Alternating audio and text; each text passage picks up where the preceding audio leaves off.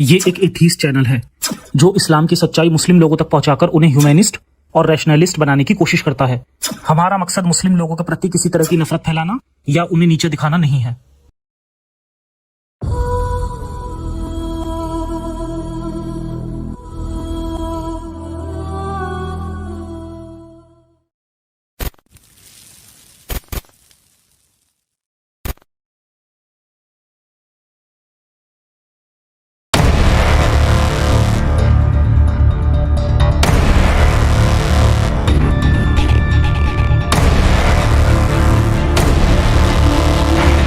हवालों का जिक्र इब्न इसाक की लिखी लाइफ ऑफ मोहम्मद, तर्जुमाकार mister A Guillaume, Oxford University Press, page 286 to 299 और तारीख अल तबरी जिल्द 7 द फाउंडेशन ऑफ कम्युनिटी, तर्जुमाकार MV मैकडोनाल्ड, पेज 21 से 23।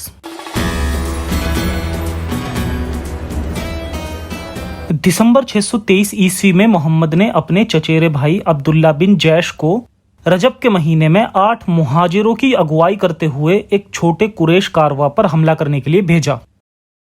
अब्दुल्ला, इस खत को अपने पास रखो, ताइफ दिशा की ओर जाओ, 2 दिन बाद ही इस खत को पढ़ना। जी रसूल अल्लाह।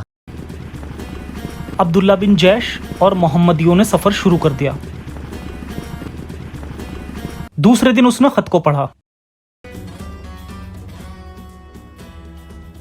रसूल अल्लाह ने हमें नखला जाने के लिए कहा है और वहां कुरैश कारवां के इंतजार में बैठने के लिए कहा है। जिसे शहादत की चाहत हो वो मेरे साथ आए। पूरी टोली नखला के लिए आगे बढ़ती रही।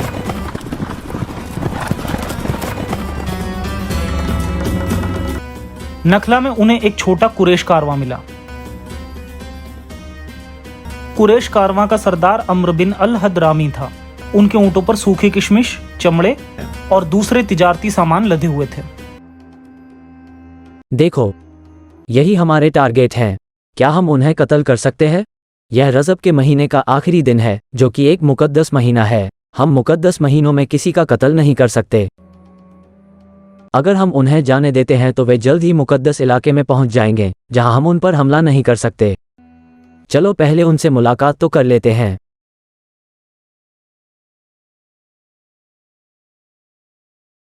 अरे देखो, मोहम्मदी लुटेरे, ये हमें फिर से लूटने की कोशिश कर सकते हैं। उकाशा बिन महसान ने अपने मुंडे हुए सिर को दिखाने के लिए अपनी पगड़ी उतार दी। उन्हें झांसा देने के लिए मुझे अपने मुंडे सिर को दिखाना होगा। गजब। अरे देखो, ये तो हाजी हैं। हमें इनसे डरने की कोई जरूरत नहीं है। सही कहा। मुझे नहीं लगता कि ये हमें कत्ल करेंगे। अभी तो मुकद्दस महीना चल ही रहा है। ये एक आम अरब रिवायत थी कि 4 मुकद्दस महीने जो कि रजब, धूलकिदा, धूलहिज्जा और मुहर्रम थे, इनमें अरब के मुशरिक उम्रा या छोटे हज की रस्म अदायगी किया करते थे। इन 4 मुकद्दस महीनों में किसी भी तरह के खून खराबे या किसी भी तरह की आपसी जंग की पूरी मनाही थी। हमारे पास यही मौका है। आओ, इनमें से जितनों को भी कत्ल कर सकते हैं कत्ल कर उनका सब कुछ छीन लेते हैं। ठीक है, तैयार हो जाओ यारो।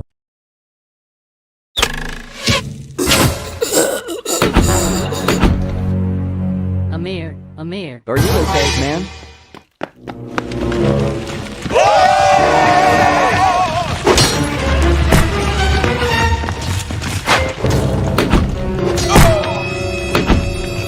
मोहम्मदियों ने उस्मान इब्न अब्दुल्ला और हकाम इब्न कैसन नामक सौदागरों को बंदी बना लिया। एक अन्य सौदागर नौफाल बचकर भागने में कामयाब रहा। आखिरकार हमने कर दिखाया। अल्हम्दुलिल्लाह, हम कामयाब हुए। यकीनन हमने कर दिखाया। अल्हम्दुलिल्लाह। रसूलुल्लाह बहुत खुश होंगे। जी हाँ, हम कुरैश कबीले वालों से इन बंदियों के एवज में फिरौती की मांग कर सकते हैं।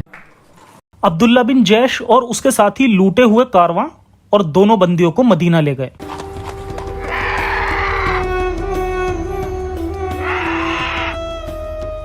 अब्दुल्ला बिन जैश ने अपने मिशन के नतीजे को बयान करने के लिए मदीना में रसूल अल्लाह से मुलाकात की।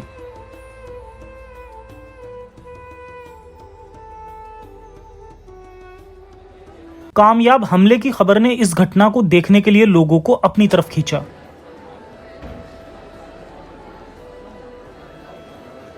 ओ रसूल अल्लाह, हम इस बार कामयाब रहे। हम लोगों को माल गनीमत और 2 कैदी मिले। अल्हम्दुलिल्लाह, आखिरकार हमें कुछ माल गनीमत मिला। मगर कुछ लोगों ने उसे और मोहम्मदियों को फटकारा।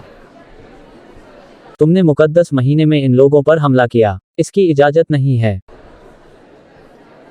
मोहम्मद और उसके साहबाओं ने मुकद्दस महीने में खिलाफ वर्जी की, हमारी जायदाद को लूट लिया, हमारे साथियों को कत्ल दिया, माल गनीमत पर कब्जा किया और हमें कैदी बना लिया। तुमने ऐसा क्यों किया? इस मुकद्दस महीने में किसी भी तरह की जंग और खून खराबे की पूरी तरह से मनाही थी।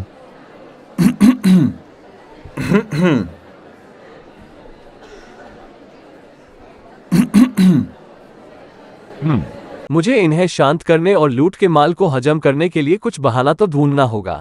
मुझे यह लूट का माल नहीं चाहिए, क्योंकि मैंने तुम्हें इस मुकद्दस महीने में जिहाद करने का हुक्म नहीं दिया था।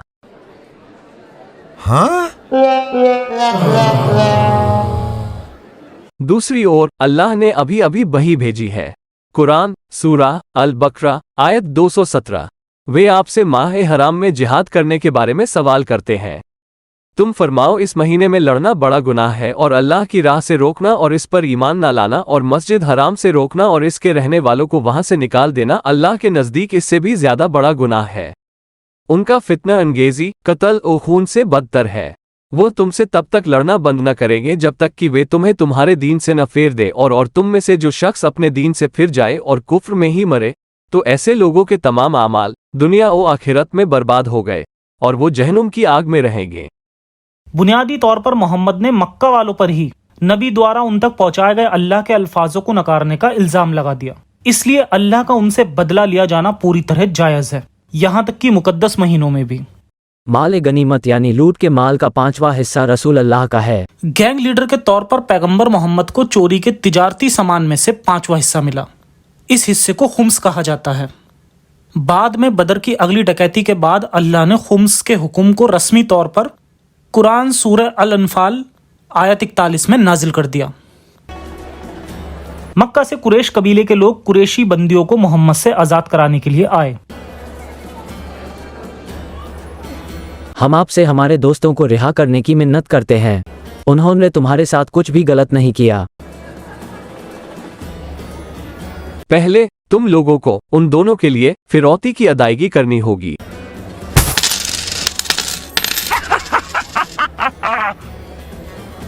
कुरैश के लोगों द्वारा फिरौती की अदायगी के बाद पैगंबर मोहम्मद ने दोनों कुरैशी बंदियों को रिहा कर दिया। बदकिस्मती से रिहा होने के बाद शायद जिहाद में होने वाले मुनाफे को देखकर हकाम इब्न केशन मुसलमान हो गया। दूसरा कैदी उस्मान इब्न अब्दुल्ला मक्का वापस आ गया और नॉन मुस्लिम ही रहा। नखला डकैती के कमांडर अब्दुल्ला बिन जैश को अमीरुल मोमिनून यानी कि ईमान वालों का कमांडर कहा जाने लगा। कुरैश कारवां पर हुए इस कामयाब हमले ने मक्का वालों को पूरी तरह से घबराहट से भर दिया, क्योंकि उनकी खुशहाली सीरिया से लगातार होने वाले कारोबार पर पूरी तरह से निर्भर थी। अब उन्हें समझ आ गया था कि मोहम्मद के मन में ना तो किसी की जान की कोई कीमत थी और ना ही मुकद्दस महीनों के तकद्दुस की कोई परवाह ही थी। उनके पास वापस लड़ने के अलावा कोई दूसरा चारा ना था। फिर भी कुरैश के लोगों ने अपनी दुश्मनी पर लगाम लगाए रखी। मोहम्मद के कुछ पैरोकार अभी भी मक्का में रह रहे थे, जिनमें उसकी खुद की बेटी ज़ैनब भी थी।